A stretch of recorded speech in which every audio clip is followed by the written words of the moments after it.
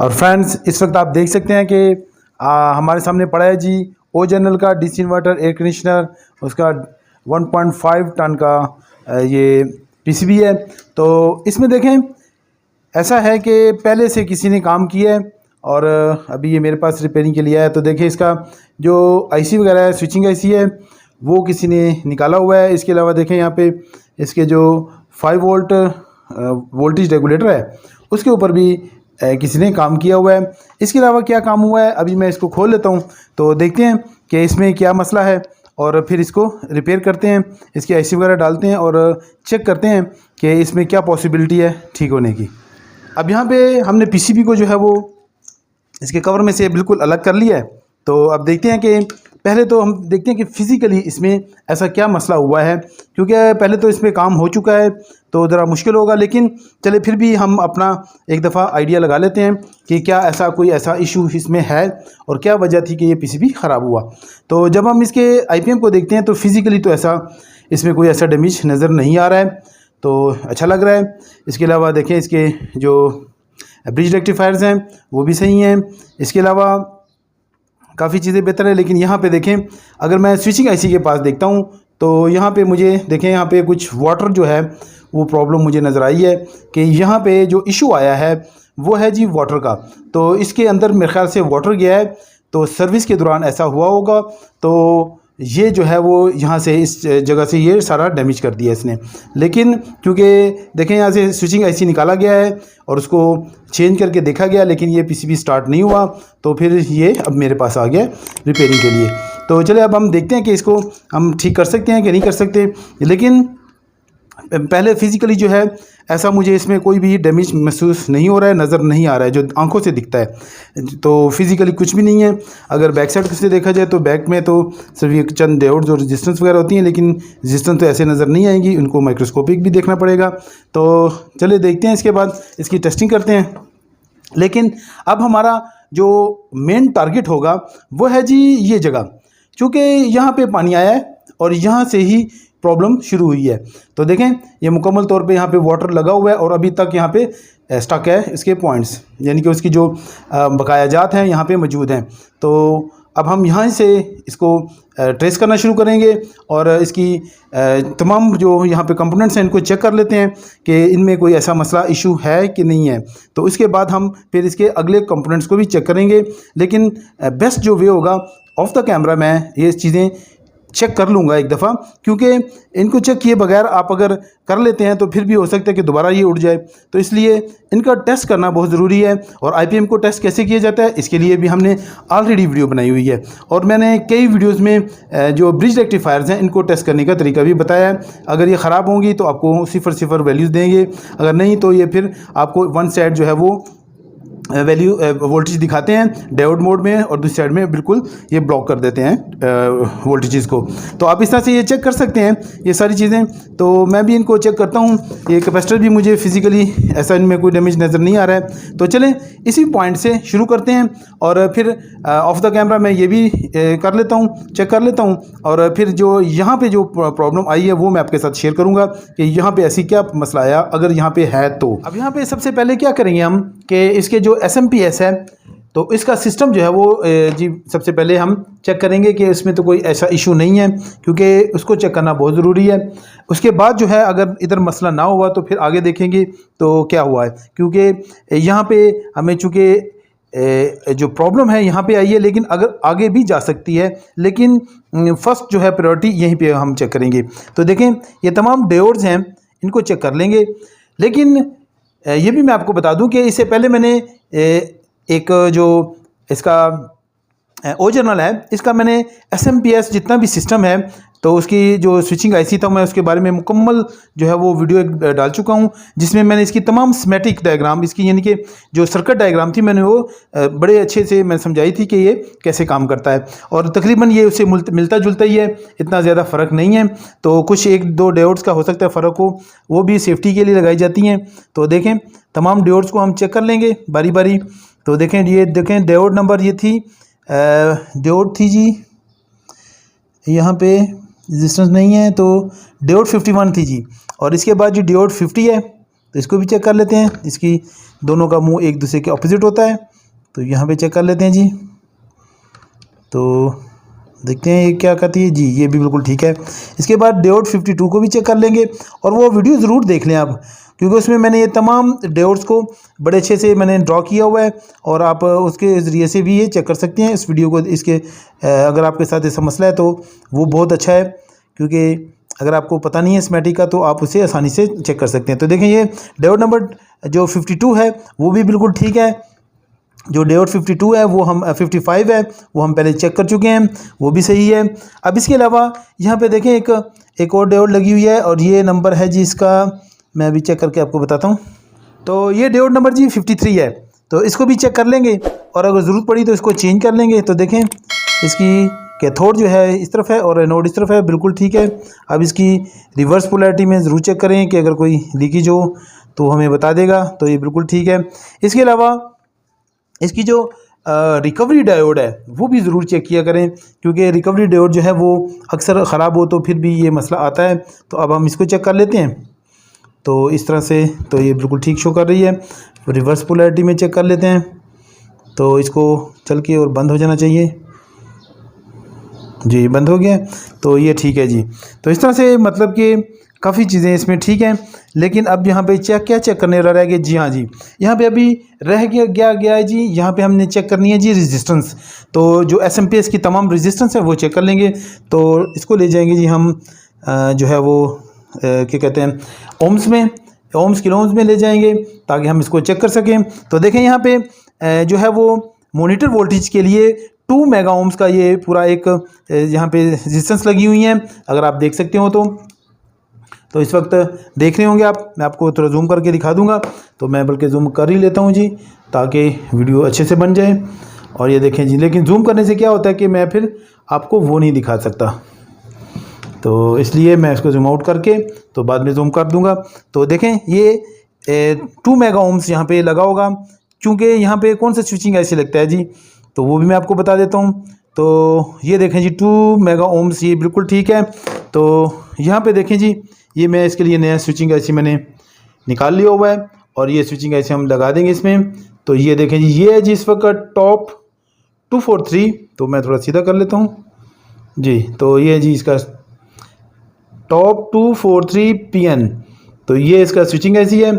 तो ये मैं इसमें लगाऊंगा, अभी मैंने इसको इसके लिए निकाला है ताकि हम इसमें ये इंस्टॉल कर सकें। तो ये इसकी जो मॉनिटर वोल्टेजेस थे वो बिल्कुल ठीक हैं। इसके बाद इसमें एक 47 ओम्स की रेजिस्टेंस लगी हुई है, तो ये भी चेक कर लेते हैं। ये सेफ्टी रेजिस्टेंस होती है, तो इसकी क्या वैल्यू है जी, तो ये 51 दिखा रही है, 51 ओम्स, जो कि ये भी ठीक है। फिर इसके साथ ये कैपेसिटर लगा हुआ है, और ये रेजिस्टेंस है एक 150K की, तो इसकी भी वैल्यू चेक कर लेते हैं कि ये सिस्टम में कैसी दिखा रही है, ये भी ठीक है। अब यहाँ पे जो है वो 2 रेजिस्टेंस लगी हुई हैं, तो ये मुझे चेक करनी पड़ेंगी कि ये किधर जा रही हैं, लेकिन इस वक्त हम इनको चेक ज़रूर कर लेते हैं।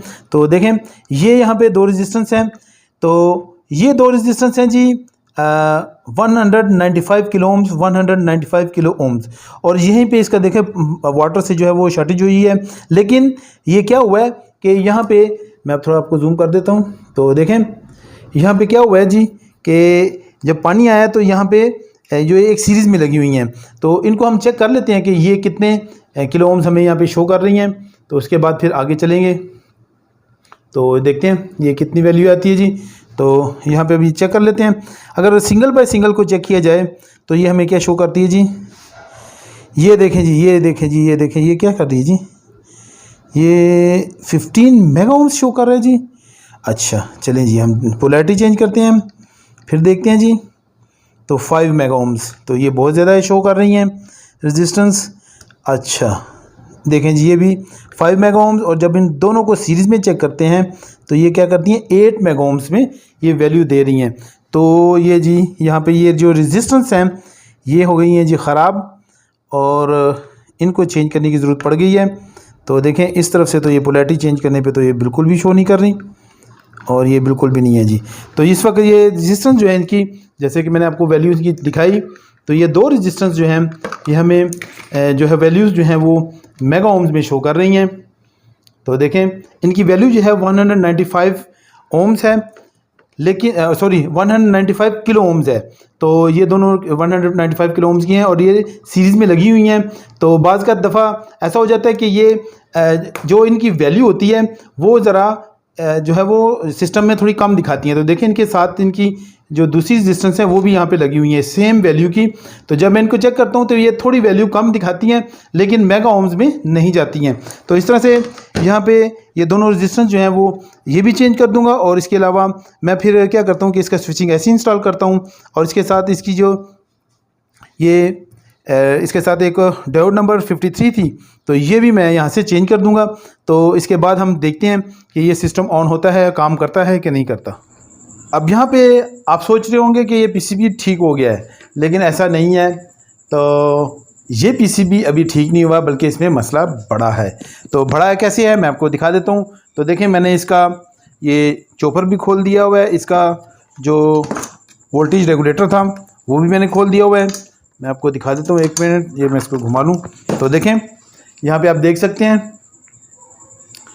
तो ये मैंने इसका मैं आपको थोड़ा जूम कर लेता हूँ, कैमरा थोड़ा आगे करें। तो देखें जी इसका मैंने चॉपर खोल लिया हुआ है।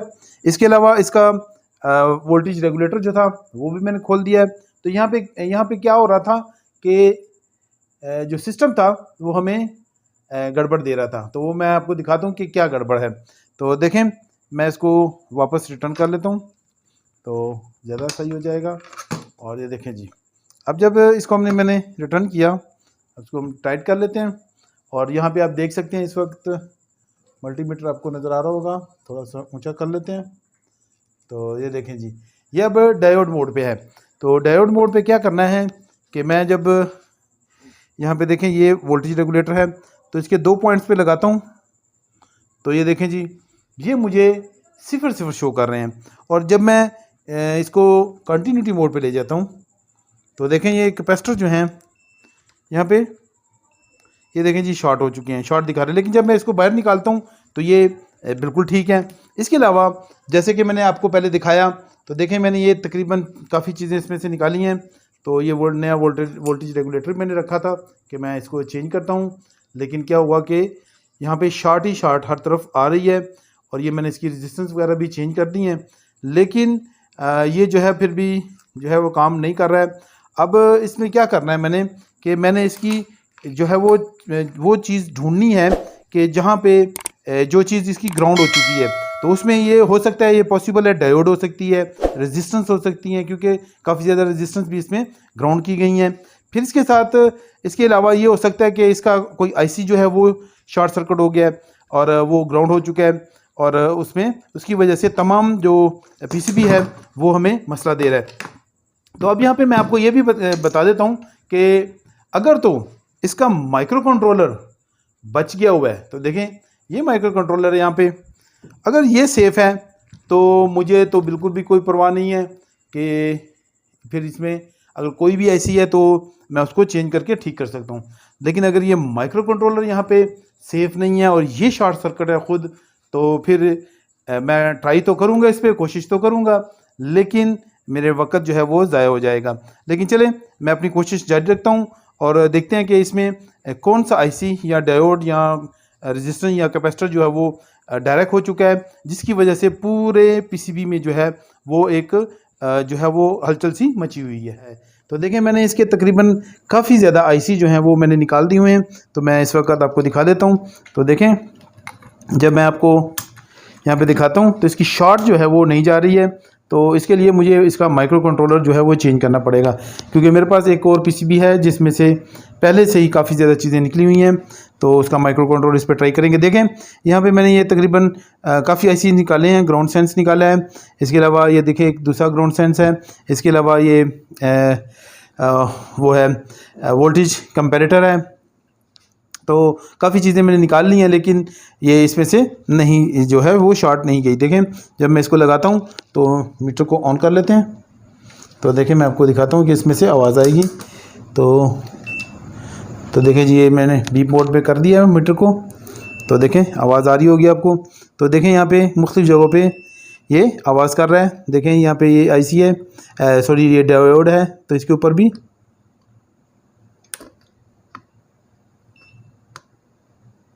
ये देखें जी, इसके ऊपर भी आवाज़ आ रही है।